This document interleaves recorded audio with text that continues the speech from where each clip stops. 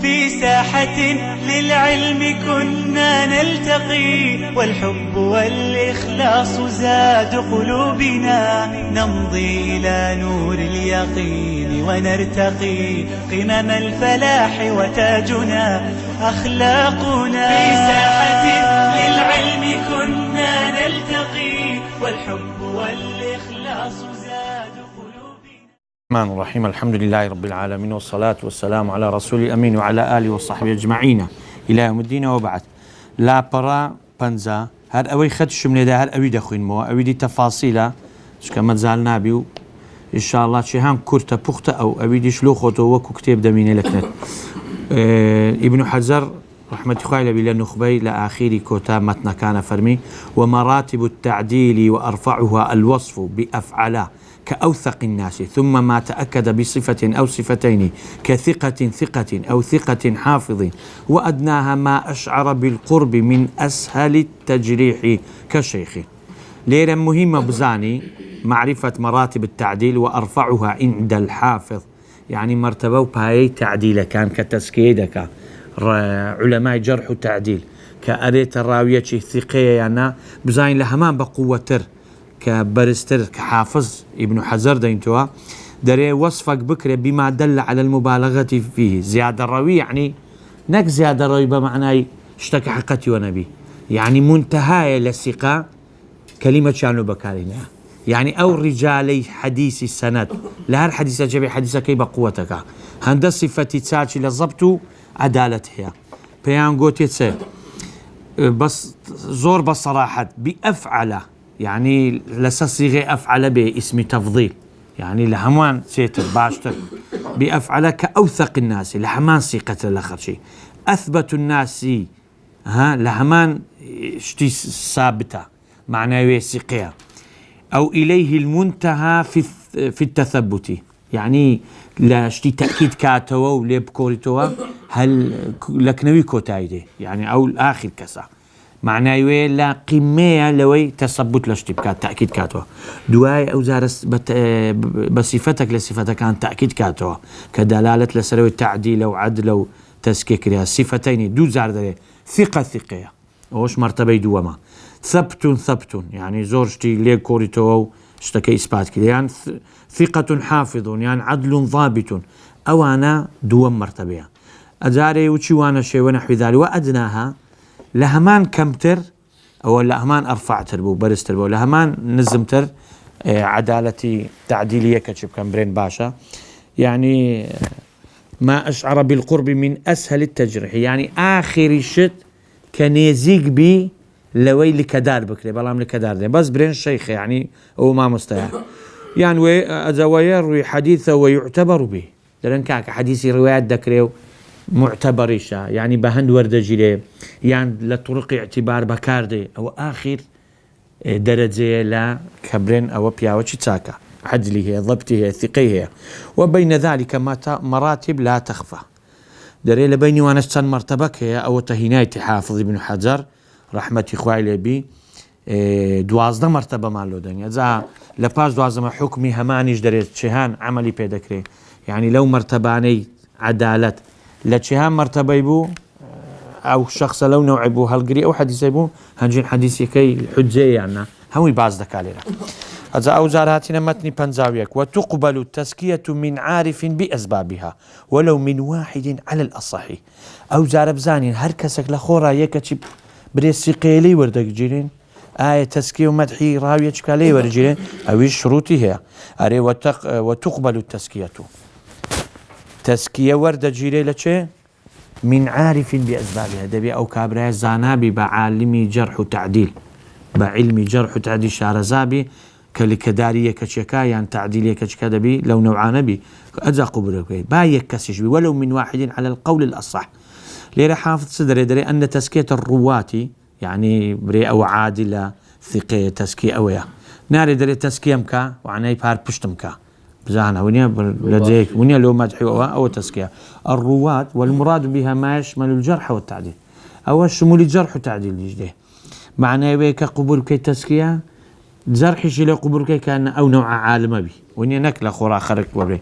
إنما تقبل من الإمام لإمامك وبيشواي قبول دكري كعارف بأسباب وهو كاري جرح وتعديل لو لئلا يعدل أو يجرح بمجرد ما يظهر له دري نكو بريكك عادل يكك مثلا عادلني جرح بك هر بمجرد شتشي اللي بيابي وراس بريناويتي وثقنيا بمجرد شتشي عدالة راس بري عادل أنا أدبي بهوكار تفاصيل بداته ابتداء راس لصلاة وبري من غير ممارسة واختبار ببي ويلو ودركبي أو كابرا ممارسة أو علمي كذبي اختباري كذبي أو راوية بري ما مستوى اختباري أو راوية كودكري كابرا مرديا كاك لطريقي بزاني أو كابرا بياو تشكوا حفظي كوا ضبطي كوا بويلو ودركبي أو مقصد من اختبار أزدري وأنه يكفي على القول الصحيح في التزكية واحد يكسي عالم عارف به كاري جرحته بري ثقية سيو لي ورد جيله بري ثقنيا زرحك لي ورد جيله تونك عشار زابي وكابري أزدري رش لأنه زي شرحي كده ابن حزة تفصيل شبرام أو كورتي أو هندا لونجو داخله أزدري أجر هندك جوتيان باشا هندك شش جوتيان خرافة بزاني رأي شهان وصدقوي علماء دفرن والجرح ولا برابنزاودو متني ويندرا والجرح مقدم على التعديل لا برابنزاودو متن لسري دري كاكا اگر كابرا غوتيان باشه هندش غوتيان خراب دري احتياطا اما دنا غوتيان خراب عندك احتياطي ورقرين جرحك ايوه بيش دكن خسي ورقرين لو ازاريت ان صدر مبينا من عارف باسبابه اجهن جرحك وبيش تعديلي دكري بشرتك أو جرحة يعني لك دار كدني بيان واضح بي ليك شي عارفة بأسباب جرح لو قريو كابري جرحنا كده بدليل أزالي للجرحة كي وبيش دخين فإن خلى عن تعديل قبل مجملا على المختار أجر كاكا أو كابرايا كالجرح نكتبو باشا كالجرح نكتبو قبل الجرح فيه مجمل غير مبين سبب إن صدر من عارف على المختار دري فإن خلى عن تعديل أو كابراي جرح كرايا كسنا يقول سقيا باشا كسنا يقول سقيا هنجين بمجملي بعامتي بكرتي وبعامي بيدرين بالرؤوس نقاط يعني برهائي ورقرين لسا قولي مختار هذا باس كادري جرح مقدمة لسا تعديل لو لأن المعدل يخبر عما ظهر من حاله دائما أوي تسكية كتشكا ظاهرا تيلو ودركتيا لسوي قسيكا بلان بزانا لو جرح وبيشا دري والجارح يخبر عن باطن خفي عن المعدل اگر هنده قوتيان او باشا هنده قوتيان خرابة اي باشاكا او بظاهري لو ودركتيا لبعندي بلان دائما أوي جرحكا زيت اللي كوريتو أزا أو قسي لو ودركتيا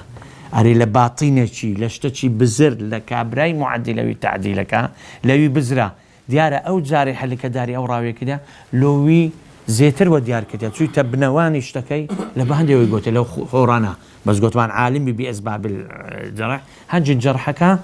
لكدار كدنك وبيش مدح تسكية وثقة كيكي واضحة أوش أري أوش من عارف قوتمان واضحك فإن خلى المجروح عن تعديلين قبل الجرح فيه مجملا أجر أوي لكدار كرايا هيت كزباسي نكت سقيا هنجي جرحك قبولك ربا عامتي ببيوي سبب اجديار بك إن صدر بشرتك من عارف على المختار بشرتك لسا قولي مختار أصح كابراك عالمة بأسباب جرح هر أو كابراج قوتي سيقانيا كسيد كان نهاتيا بري سيقيا غير زديوي خلق شكاي جرحي ولا جيري تونكا ببيوي سبب اجديار كتونكا وكابراك عالمة بوشتي لخورا وناري استا او زار دينت سدري هندك شد بزاني للرواتان او متن خواري فانتاجو ومعرفة كان المسمين يعني ناوي اواني كنيش يعني كنية يعني ابو فران ام فران ابن فران او كنية لقب اويا كبا منطقة كتهردي بعشرة كتهردي لقب كنية او فرقه كنية يعني ابو فران وام فران وابن فران او كنينا ازدري هندك ناو هنا كنيش يعني هي أذا ناوي بكنية شاتيا هو من اسمه كنيته ومن اختلف في كنيته هموت كزور زاريا هي لقبي هي بيكش كذا شبه هي كنية هي وشي يكش ده دري أوان همو بيجتا مهمة بزانية رومبي تو تابزاني أو راوية دق أو راوية تكنكي هموش لو هتاب نزاني أتو بزاني يشي يكا دو كسيشا نكو أوثق به أوثق نبي للرواة الروايات السلسلة سند آقام نبي. ومن كثرت كناه أو نعوته زاروية كابرا دوسي كنيه أبو فرانوها دبان بدوسي من دار كاني ناو هردريا زاروية صفاتي زورة زاروية بصفاتها كان هردريا مشهور نبوه. ومن وافقت كنيته اسم أبيه أوي ناوي خويو كنيه كي وشي ناوي بابي يعني موافقة بو يعني بعكسي يعني كنيته كنية زوجه مثلا كنية زوجه وشي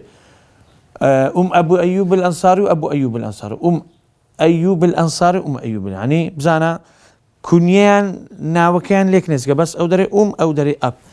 يعني ليتك نتي دواء أو نوعان الديت راوي حديثشن أو دري أو أنا بيوست بزاني للرواتان كلا آخر موضوع علمي مصطلح حديثة. ومن نسب إلى غير أبيه زاروي نسبة دراية له غير بابي خوي أو غير ما يسبق للفهم يان زاروي نسبة دراية لاشتشي أتو هراس فهم دكي باشتشي معناه شجيا أوش معناه يوتهمون نمونه هنا ولو نمونه كان بخط لنا ده لبروي كرد بشرحك بس قبل شو تفصيل زاني. ومن يتفق اسمه واسم أبي وجدي لو لا يتخو أو أمانة ما خوين لبهندي تفصيل نادم نمونه شمعيناه هي زاروي ناوي خويو ناوي باب بابيريك يعني اسم الشيخ والشيخ الشيخي زاروي أو كابرايا بويلي أنتكتي ناوي ما مستاي لقى ما مستاي إيوي وحوشيكا أجوتي إجا أو يك شخص وليان دبابة ودو شخص. ومن اتفق اسم الشيخ والراوي عنه زار شوي ناوي الشيخ يعني يكو يعني أوي الروايات اللي كده أزادري ليلة. ومن المهم للشرح بنزاودوي ومن المهم في هذا الفن معرفة كن المسمين ممن اشتهر باسمه وله كنية لا يؤمن أن يأتي في بعض الروايات المكنية لأن لا يظن أنه آخر. زاروي ليلة بناوي خوي هاتي زاروي وش قلت فران أبو فران دايتشي فراني باب للتكنتي داري أو كنيان أو ناوي داري أو لبا هندي باويست بزانا هندي كل كنية كي داري ناويان زور زدايا يعني قرايا كثيرة مثلا عيسى بن موسى الخرش ولا بنزاو سيلة سلوى أبو محمد هي أبو موسى هي وهريك أبو صالح هي أبو سلمة هي داري معرفة من كثرت كناه بزانا عندك هي ناوي كنية زورا وشي ابن جريج عفوا عبد الملك بن عبد العزيز له كنيتان أبو الوليد أبو خالد لواني زاروي روايات حديث عن ليك بيقول بيان أبو خالد أبو الوليد أتوت يجش دو كسا نا يكسش أوانا هميان بعض كده علماء ناويان قوتيا دري. ومن المهم من ذلك أيضا معرفة من كثرت نعوته وألقابه ومعرفة من وافقت كنية اسم أبيه أوانش أجا فائدة معرفتها نفي الغلط عمن نسبه إلى أبيه. لوان غلط يعني غلط قبرناك غلطي ليل دا لا دا بينتسي أوي نسبة بدرية لاي بابي خوي وشي أخبرنا ابن إسحاق فنسب إلى الإسحاق بخوي أبو إسحاق غلط كرايا نفي أو غلطي كي أبو إسحاق اللي لين تكسو تصحيف كرايا للروايات وين زاني ابن إسحاق أزاو هميان ساكتة. دواء معرفة من وافقت كنية الزوجة كأبي أيوب الأنصاري وأبو أيوب بزانا أبي أيوب أيوب هردوش صحاب منا. معرفة من نسب إلى غير أبيه مهم أيضا معرفة من نسب إلى غير ما يسبغ كوشي حذاء ودزاني منسوب إلى صناعة حذاء بري لحذائها يعني أو بيراوي دروس كده ناكاكا أو نسبتها يعني فروشتي دري أو معناه يونيا معناه كهيا يعني. ومعرفة من اتفق اسمه اسم أبي وجدي كالحسن بن الحسن ناي خوي باو بابيريكا بن علي بن أبي طالب زانا أجل آخر ختي بنزاسي. وقد يتفق اسم الراوي اسم الشيء والشيخ الشيء فصاعدا كعمران عن عمران هم ناي خوي ما مستوى هميكا للتكنسي بريو عمران أنا هميكا هريك يكك زانا هذا علماء رونيان كتوها واشتانا زور مهمة بزانا. ومن المهم أيضا معرفة من اتفق اسم الشيخ والراوي عنه أوش ابن الصلاح باسنة كده فرمي حافظ ابن حجر باس. فائدة رفع اللبس بنزاوت صار للسلو بيش متني عمن يظن لم يتعرض أن فيه تكرارا انقلابا دريل أبردي للسلو إلا بين ككابرا ليه تكربي وتبقى أو تكرارا يعني ليه تكر سرع بنبا حرسك هريك ناوكا عمران حسن وباو كرو باو بابيرن واضحة. أدي معرفة أسماء مجردة ومفردة ناوك روت هاتيا مجرد أويا ببيكون هي بلقب هاتيا هي نسبة إلى قبيلة هي لو صناعة شي ناوي درايتي مثلا خياط بزاز إذا بزار بزاز أو علماء من هي نسبة درايتي لا بشيء أو هبوه باشا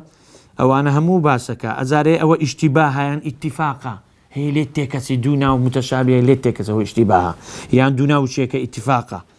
أجا أو هموي أفرمي يا معرفة الإخوة وأخوات زارويا ناوي بابيانيك وتزانية خشك برانا وتزاني هردك برانا واشنيا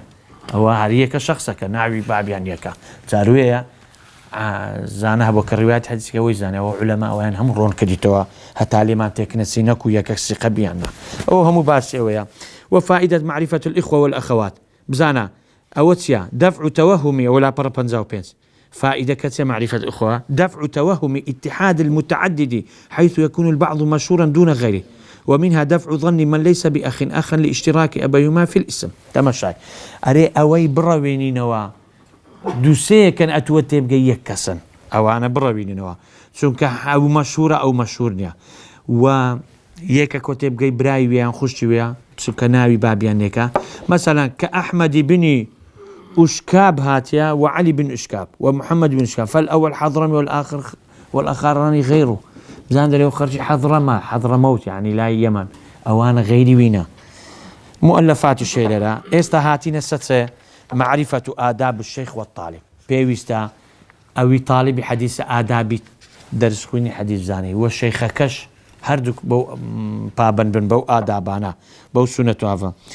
ووقت السنة التحمل كنجين تحملك لتسع عمرك بس معك الا بينزي فما فوقيان درين شتي جداب كاتو تيبقاو كما مثلا سؤالي كرت كاتو با عمري شي كبي او هان بيور كديا لا اداش كان جين دقيني صفتي ضابط كوا اشتكي حفظك ضابطك اذا حفظي عن بنوسينا والكتاب وصفه كتابه الحديث شلون كتابك اذا نسيتوا حديثك حدثنا حركاتي لوبكا نقطي لان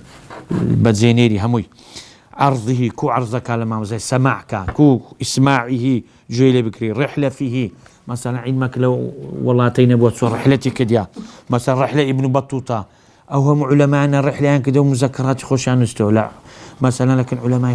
خوين ديال ولاد خو أزاد شينا شارع كده وتصنيفه أزاد تأليف يان كده لسه مسانيت يان أبواب يعني السنن كان يان لسه رجاي مع مصاي الشيوخ مع معازمويه معزمي طبراني لسه الشوازي بحرفي أبزدي هم مع مصاي كان يخويك حديث اللي ورقتنا أو هاي ترتيب كده يان للرجاي علل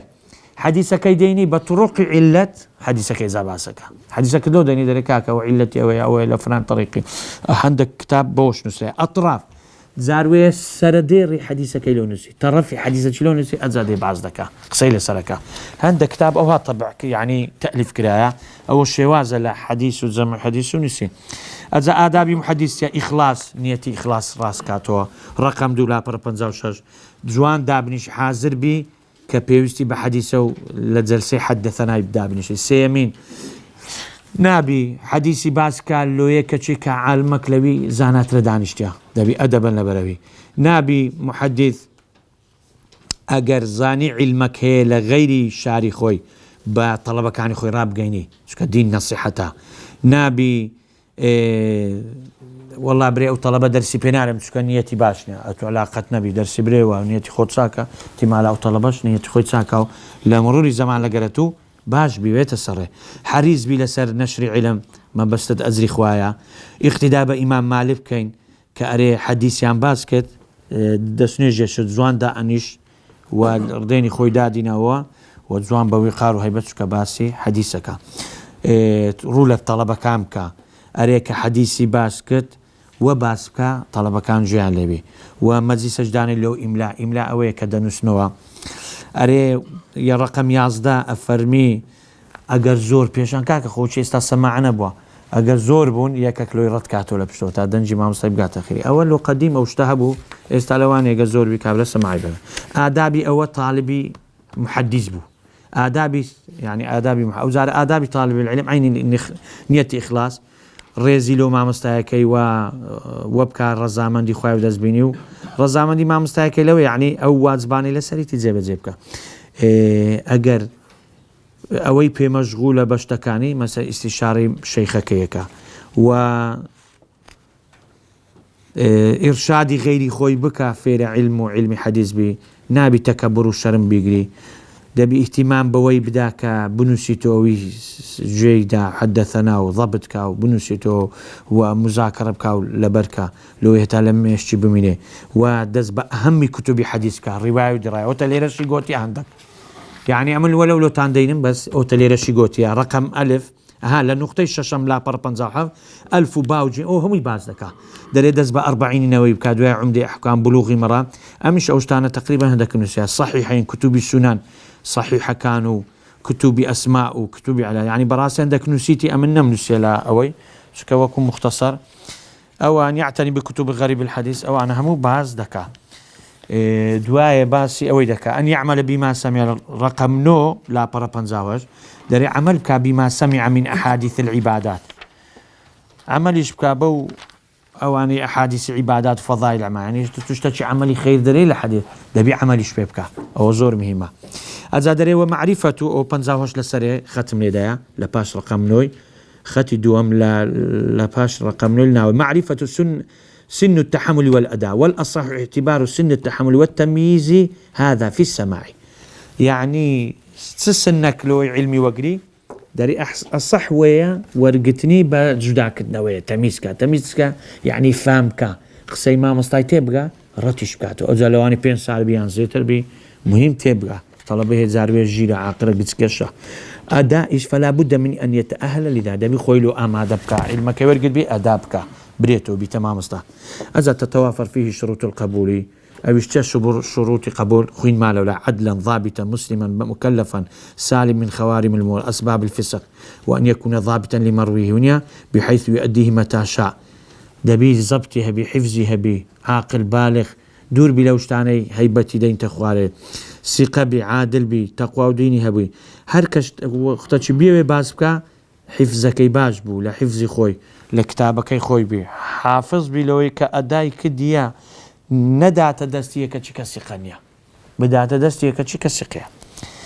هذا ومن المهم أيضا باشوية معرفة صفة كتابة الحديث وهو أن يكتبه مفسرا مبينا، كتابة الحديث ده بنوسيته تفسيرك ويشكل المشكلة منه سربوري لوبكا مثلا يستها بر حركة لونك كمان أزان مقصدت برا معنى وشكايتي برا يعني جنما برا يعني خير، بس أنا بحركة فرق كده بي حديث كده نشتو فرقه وينقطه نقطي داني ويكتب الساقط في الحاشية اليمنى أجشتشي ليه حذف بو للاي راستي دنوس أو حاشية لوي بيابو بيشان لو لاي ليري نوسيا استكتابة قديمة كانت ماشي هرت ساو دورنسا أو أسلوب أبوا استاتسو تبنوه هامش تطوري كده حاشية وهامش لبنوه استاونيا خطج لكي رقم يكدو أو جوانا بس بيشان أو ما مسألة رمتي نخن دوادة سؤال يعني زور استكتابة كان مثلا تيكرو بيكرة تتاقتني الزوقني أو طبعي أو هاب خينيو إيش تاو كتاباني يعني همو نسيتو ديسان بتزواني لبنوه وترتيباته على عين الكتاب قديم أم باسم كده قلت لهم معرضة إرشاد وعبادة منو بامكري هروي قديمي همو لناوي يقدي تيكر إيش تاو بوصل هو حزي ليه بخوينتو همو التحقيق كرايو لبنوه حديثة كان دري هذا دري لحاشي مقصد بيشان وابو بنو نبو لبهندي باسوه لا راست دنوسي للسروقها أو شيء ندري أو نقصتان بو لبينك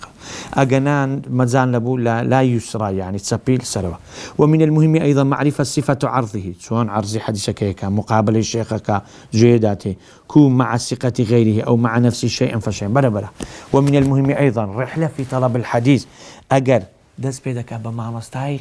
منطقي أجر طوابو بيستشبع علم زيترا أجاد استدر ورحلتك شو كان ما عندي بي أجازيتر قدري أو علمه يعني استاتو تماشى ليرش طلبك لقدر والشعري خويتي باش تدخلني ولا الشعري خويتي عامة تنوية لو شو كده زاني ما عندي بوا ما في زور ذكاء بخمتر لو إلى معري خوي لا إصراحتها بقى يعني بتجربة استوية بتجربة ولا دري والشعر فيها شدة بي ماشي لبيتو. معرفة صفة تصنيف الحديث وذلك أجد بي بزاني علماء كوح حديث عن زمع كده وتأليف يعني كده نسيتها هريا كبشوازة شي نسي هي لسا أسلوبي مصاندي دانا وشي مسند إمام أحمد مسندي كدانا مثلا لا لخلفاء راشدين دسبه لا 10 مباشر لا إمام أبو بكر هر حديثك لا إمام أبو بكر رواية كرا بإجازة خو لما مستيخ وتا ذكرتها سإمام أبو بكر وبيغمبري صلى الله عليه وسلم لا أويد أنا مسند أبو بكر أزع إمام عمر أو مسندة مسانيد كجمع مسندة بفتحة مسند معناه حديثي هر صحابة شيء لا شيء دانا بتني على عقيني أزع حديث لبابي فقه عقيدة أو مسانيد لبي أسلوبي بجانا أزا هي لسا حروف معجم دانا من 1000 إلى يعني بأسلوبي ما مستعى كانوا لتسن ما مستعى جيلبا برين 1000 ما مستعى إستا طبراني ويكديا 1000 ما مستعى زيت رهبا لا 1000 فتايا مثلا أوي أحمد يعني بألف دس همي لو 1000 دانا لو ما مستعى مرقتي أو أحاديث كانشا أو بيدرن معجم لوي هاتكو قاموس معجم بحروفه بأسلوبي عندنا حديث كان بألف دس بكده لما مستعى خوي للشيخ خوي أوش معجم هذا بيفزاني يعني تصنيف لس أبواب فقه صح جامع كان جامع الصحيح والسنن كان لس أبواب فقه عندها أما خوين مان ياك لو ورقي كانوا استم باحث في العلوم ليش باز دكا هم أوانا كحديث بس أسلوبش لو ويقول ترايت ناويتي وبتريناسش جامع فرقه هي لقسنا جامع يعني جمع أبواب الدين كل لا عقيدة حتى آخري وأخلاقيا باشا سنن سي فرقه هي بابي عقيدة تيدانيا هندك شتي تيدانيا هم أبواب الدين تيدانيا بلان بزورتري أبواب فقهية للترتيب كلا لسا أبواب فقهية أو هي السنن يعني بزوري شلو بيقول لها السنة بزوري حديثي مرفوعة أو هي السنة سنك كدري السنة يعني حديثي بيغمبر صلى الله عليه وسلم مرفوع أو دي موقوفة أو مقطوعة باشا يعني تصنيف كلا لسر علل سيا متنك يقولي حديث دوات الرقي قوتي الرقا كان بيان أو تعيلة تجتدا أو بو أسلوب بين أسرع هشا لسا أطرافي هنا أطراف سيا حديثك بدايته هنا قلت إنما الأعمال بالنيات معناه ويدا زاني أو يدي كسيا أو بكرتي أتزاهاتي لسا حديثك حمو سند وطريقة كاني خرق ديتو يان تايبتي كده بهند كتابا دريكا كان باسي أو كتابانم كده زمع كده عالمك كتابي تسن عالمك هنا بين شاشة كان جمعي كده وشي أطراف المصاند 10 طرفي ده كتابي مسند أو شاشانة لقس ساري ديكا أو ده أزاوان زورنا كتابه أدي آداب المحدث وطالب الحديث كتاب هي للسروي الجامع لأخلاق الراوي وآداب الصحيح للخطيب بغداد جامع بيان العلم وفضل ابن عبد البر أو هدوك لواني هبنيرة دومة ما يتواوكين أري ومعرفة سبب الحديث أوش مهم بزاني سبب ورود الحديث وقد صنف فيه بعض الشيوخ القاضي أبي يعيى ابن الفراء ابن حجر دفرمي بيوست مهمة طالب حديث سبب ورود حديث أو حديث له هاتي هو كاتب ويقول بيغمبر صلى الله عليه وسلم دريت لوش تأليف كراية كتاب هندك للشيخ كان قاضي أبي يعيى ابن الفراء دري من المهم أيضا معرفة سبب ورود الحديث وهو نظير معرفة أسباب النزول بالنسبة للقرآن كو مهمة له قرآن السبب نزول بزاني حتى أبزاني وحد أو آيات له دابزي لبتسبوه هو كاس عين الحديث شلو بيغمبر صلى الله عليه وسلم حديث يقول يا أوش بزاني وش علمك لا علوم الحديث فإن معرفة السبب مما يعين على فهم الحديث وفقه شون كزانيني سببك يارمتي دلالتي جيشني حديث فقهك حكمك إذا وصنف فيه أبو حفص العكبري كما مستعي قاضي أبي يعلى كإشارتي كده لمتن ابن حجر هذا غيري وجدعينها السيوطي حسيني سيوطيش كتابة شيء سبب أسباب ورود الحديث اشتجه لأن نزول القرآن شيء هيتي وصنفوا إذا أسباب ورود الحديث يعني أسباب سبب الحديث أو نوان ورود يعني لوهات وارد وصنفوا في غالب هذه الأنواع ابن حجر ومتنك يا آخرة تفرمي تأليف يعني كده لهم زورة كان أنواع علوم الحديث إذا أوشت وهي نقل محض ظاهرة مستغنية عن التمثيل دليه أوي باسكين نقل كدنوم نحن نقل شيء يعني تواو قابلي وين اجتهاد نقل وبس ظاهرة كي واضحة بيوسناكاد دولة ما دلوي نمونة لو بينموا وحصرها متعسرون ابن حجر فرمي حصري كم زحمته أدي كواتا أم كتابي من مختصرة سبكين فليرجع لها مبسوطاتها هرو مراجعي كتابة تفصيلة كان كامل ليرناتها ما مطلوب له والله الموفق والهادي خوان موفقة توفيق معنا سركوته هادي شورين ما مدك لا إله إلا هو هيت خوايكنا إلا هو الله نبي أجا فرمي وصنف علماء الحديث وأئمة هذا الشأن في غالب هذا الأنواع ما أشير إليه في أثناء الشرع غالبا أري لا علماء حديث بيشوايا كان لو ريقاي بشي علوم حديث لهم زورة كان كإشارة من دا بزوري لكتابك لشرحي دري وهي هذه الأنواع المذكورة في هذه الخاتمة كباس نقل محض لا مجال للاجتهاد فيها دري نقلك وطواو مزالي اجتهادني مناقشتنا ظاهري تعريفنا ديارة واضح الجلية ديارة مستغني عن التمثيل بيوسنا كانوا منيبين موا وحصرها كما قال الحافظ ابن حجر يعني حصر كينو غير كينو متعسرة زحمتها أديكو فلتراجع لها مبسوطها دري بقريوس كتاب التفصيل كان مبسوط يعني تفصيل مبسوطات يعني مطولات مفصلات تفصيلات ليحصل الوقوف على حقائقها هتا بقيا وراوس إلى سعود زياني كحق والله أعلم خو عالم تلو وصلى الله وسلم على نبينا محمد وآله وصحبه. في ساحة للعلم كنا نلتقي والحب والإخلاص زاد قلوبنا نمضي إلى نور اليقين ونرتقي قمم الفلاح وتاجنا أخلاقنا. في ساحة للعلم كنا نلتقي والحب والإخلاص